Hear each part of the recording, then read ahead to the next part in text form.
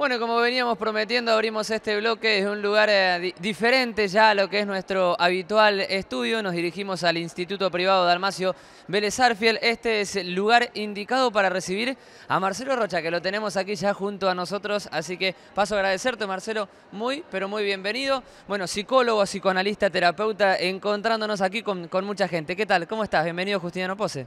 Bueno, muchas gracias, Tomás. La verdad es que estoy feliz. Gracias a ustedes. Como, digamos, que la televisión esté aquí presente es muy importante para poder difundir lo que hoy va a suceder acá. Dar las gracias a todos los que hicieron posible mi presencia hoy acá, al Instituto Vélez, a Gabriela y Pablo que vienen laburando hace rato. Te vamos a llevar a Justiniano Pose. Y bueno, acá estoy, feliz, feliz. Bueno, ¿cómo te ha recibido Justiniano Pose? Tenemos entendido que llegas por primera vez y hace algunos minutitos nada más. La verdad es que contento porque veo que hay un dinamismo, hay una alegría, hay una sinergia institucional, que eso es muy interesante. Es decir, yo ya vengo haciendo algunos trabajos de modo virtual con el Instituto Vélez y la verdad es que vengo enterándome de cosas muy lindas que se van produciendo en este querido lugar, con gente muy dinámica que apuesta, digamos, a la convivencia, que apuesta también a todas estas cuestiones que tienen que ver con pensar en el otro, que tiene alguna diferencia. Bueno, y justamente ya que nombraste la convivencia, es uno de los lemas, es uno de la convocatoria de esta charla. La convivencia como base para la inclusión social también. ¿De qué hablamos puntualmente cuando nombramos esta temática? Bueno, cuando yo empiezo a hablar de la convivencia como base de la inclusión escolar, es el título de un libro que publiqué el año pasado, que te comento, estoy muy feliz porque fue premiado como mejor libro en educación por la Feria Internacional del Libro. Esto es algo que vamos a compartir hoy también. Empiezo a trabajar este tema particularmente porque yo creo que para poder hablar de inclusión verdadera tenemos que hablar de convivencia. Es decir, que la convivencia es la base de la inclusión escolar, social, pero primordialmente social, ¿no? Porque lo social se cuela en todas las instituciones de la sociedad, valga la redundancia. Quizás si hablamos de convivencia, lo habitual sea llevarlo a la convivencia habitual, tradicional, familia, amigos, pero a la convivencia comunitaria y social estamos haciendo referencia. Exactamente, porque yo creo que para poder hablar de convivencia e inclusión escolar, educativa, tenemos que primero empezar por lo social. Es decir, en eso que es muy complejo de ser pensado hoy en día, más que nada también donde hay tantas violencias, tantas cuestiones segregativas, complejas en el mundo, ¿no? Que hablan de qué nos pasa a los seres humanos a la hora de poder convivir.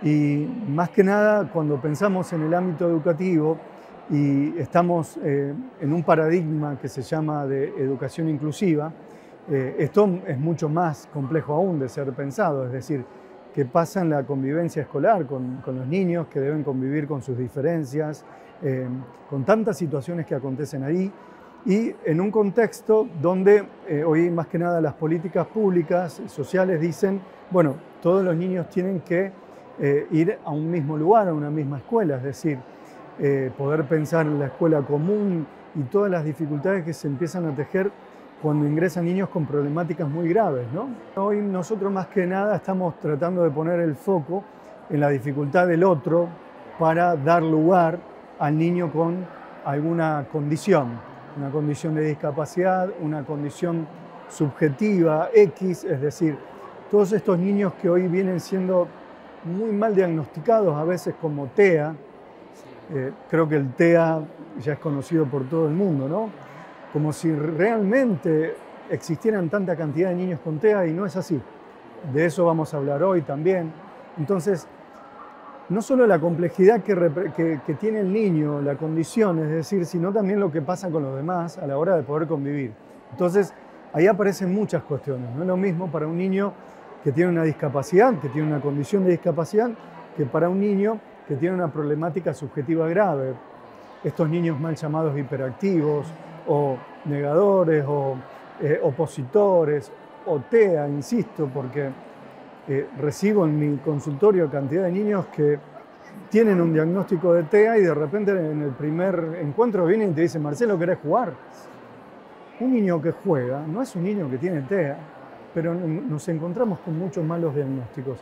De eso vamos a hablar, vamos a ponerlo en tensión también hoy. Recién nombrabas la palabra hiperactividad, que también en los colegios, en los diferentes ámbitos, es muy utilizada. Digo, existe la hiperactividad, pero digo, ¿es buena, es mala? ¿Cómo está vista y cómo se debe ver? Está muy buena tu pregunta. Mirá, no sé cuántos años tendrás vos. 27. Bien, yo tengo 48, un poquito más, pero en mi época, cuando había un niño supuestamente inquieto, Claro. se le decía travieso, que tenía Claro. colas, tenía hormigas en la cola, ¿sí? que era terrible. Hoy eso se ha modificado por un diagnóstico, ¿no? Es decir, cantidad de niños que tienen dificultad en esto de quedarse quietos, es decir, en la cuestión motriz, ¿sí? Como si su cabecita no se pusiera de acuerdo con su cuerpito, son llamados hiperactivos. ¿Y por qué lo digo así? Porque cuando realmente hacemos un control exhaustivo de ese niño que ha sido diagnosticado como hiperactivo, no hay nada a nivel neurológico, no hay nada a nivel cerebral. Entonces, todo tiene que ver con una cuestión de conducta y se le ha puesto un diagnóstico a un niño que lo nomina, lo cosifica, lo rotula, ¿se comprende? Sí. Entonces, hoy en día, que un niño no se quede quieto ya es sinónimo de hiperactividad, cuando en realidad es inquieto, travieso. Respondiendo a tu pregunta, realmente son muy interesantes estos niños y la infancia tiene que ser movediza y activa. Nos preocupan las infancias quietas, que no se mueven, sumisas, inhibidas. Esos niños son los que más nos preocupan, pero son los que menos problemas hacen, ¿no? Bien, en este sentido y quedándonos, me gusta quedarme en esto último también, en estos niños que se inhiben, en estos niños quietos, digo, hay todo un detrás también que los lleva a esa situación. Digo, ¿qué es la situación? ¿Qué es lo que los puede llegar a poner así? ¿Y cómo podemos cambiarlo también, no? Hay un detrás, un delante, un Claro. simultáneo que tiene que ver con el contexto vincular, el contexto social, el lugar donde viva.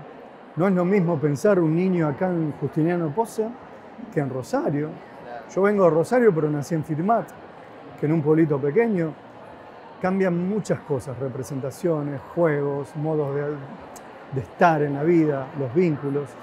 Entonces es importante analizar y comprender a un niño en contexto. Hay un concepto erróneo de la educación que es esto de que tu hijo, bueno, no sé si tendrás todavía, sos muy joven, pero que tu hijo tiene que ir a la escuela y tiene que ser eficiente, ¿no? O sea, traer conceptos.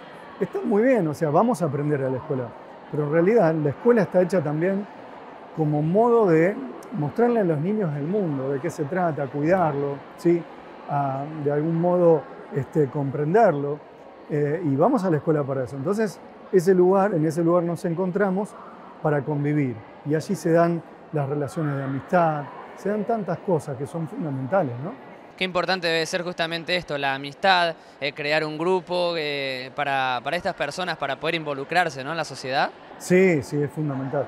Bueno, yendo al tema inicial que hablamos hoy, Tomás, de la convivencia, decimos de que un niño incluido en la escuela con alguna discapacidad o alguna problemática no está verdaderamente incluido si no tiene amigos, si no hay convivencia. Entonces, puede tener una adaptación curricular, le puede estar yendo bien porque está aprendiendo, pero si sale al recreo y no tiene con quién compartir, algo está fallando.